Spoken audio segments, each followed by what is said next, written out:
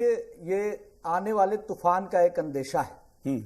सबकी प्रतिक्रिया, सभी महागठबंधन दलों की प्रतिक्रिया की बात हो रही है, लेकिन मैं आपका ध्यान जेडीयू के एक बड़े नेता, संसदीय दल के अध्यक्ष और मुझे लगता है कि जेडीयू में सबसे बड़े समाजवादी नेता हैं उपेंद्र कुशवाहा जी, सोशल मीडिया पर ट्वीट किया था। जी बिल्कुल। और अप्रत्यक्ष तौर पर नीतीश कुमार जी को उन्होंने एक संदेश दिया था, सीख दिया था कि हमारे हिसाब से जनता नहीं चलेगी, जनता के हिसाब से चलना होगा। पहली सीख उन्होंने ये कहा।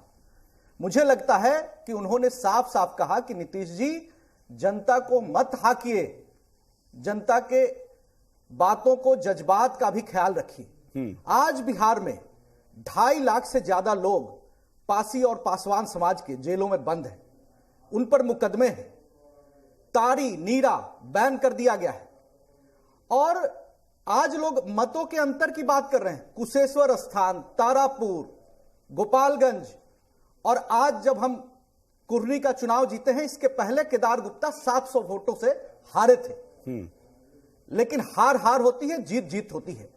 और 7 दलों की ये हार है, JDU, RJD, Congress, CPIML, CPM, CPI, हम पार्टी और साथ में 2 स्टेपनी जो एआईएमआईएम और वीआईपी।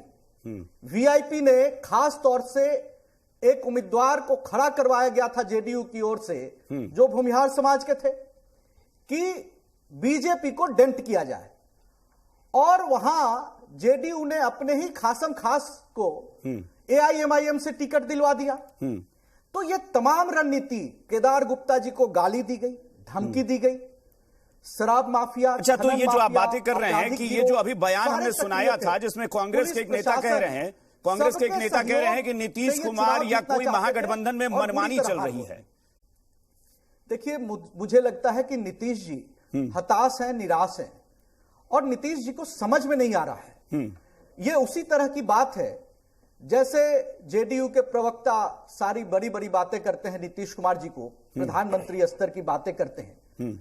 तो मैं तो इसको इसी तरह देखता हूं कि जब किसी चींटी का अंत आता है तो उसके पंख लग जाते हैं। अच्छा, मैं एक बार डॉक्टर सुनील से एक बार रिएक्शन ले लेता हूं। डॉक्टर सुनील, ये आरोप लग रहा है और ये आरोप विपक्ष अब लगा रहा है, लेकिन ये महागठबंधन से आवाज उठी कि नीतीश कुमार की या फिर महागठबंधन के कुछ बड़े दलों की मनमानी चल रही है। चले जाना चाहिए। ने किया कि उनके किया। मैं तो कह रहा हूं कि उसको कारण कैसे बता दिया गया कि वो कारण है हार का। 50,000 करोड़ रुपए का एक पैरेलल अर्थव्यवस्था आप लोगों ने खड़ा कर रखा है। ये पैसे किसकी जेब में जाते हैं? प्रेरणा दे रहे थे उस समय। ये शराब माफियाओं से किसकी गठजोड़ है? आप ये बताइए, अरवल में भी जो हुआ, अरवल के चकिया गांव में जो हुआ, वो किससे हुआ और किसके कारण हुआ? यही शराब के नाम और यही को 2025 का मैंडेट नहीं मान सकते। सवाल इसलिए उठा कि ये बयानबाजी का दौर क्यों शुरू हुआ। निखिल आनंद जी कुछ कह रहे हैं। निखिल जी, 3 लाख लोग अब तक जेलों में भेजे गए हैं, जो अति पिछड़ा समाज के लोग हैं, पासी पासवान समाज के लोग हैं। इनको क्या आप मुआवजा कंपेंसेशन देंगे? अच्छा, लेकिन कब गए हैं निखिल आनंद जी? वो कब गए हैं?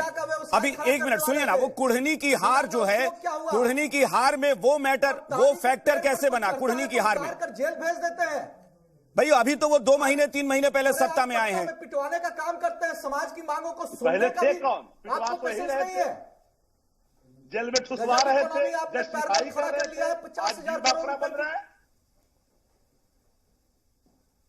ये सवाल उठेगा ना कि भाई आखिर इस हार के बाद ही ये सवाल क्यों उठा? इकोनॉमी को कभी समर्थन नहीं किया है। अगर लागू हो तो ईमानदारी से लागू हो, लेकिन ये आरजेडी और जेडीयू का ब्रेन चाइल्ड है ये शराबबंदी कानून। अच्छा है कि वो एक कारण है जेडीयू से नाराजगी का। निखिल आनंद जी,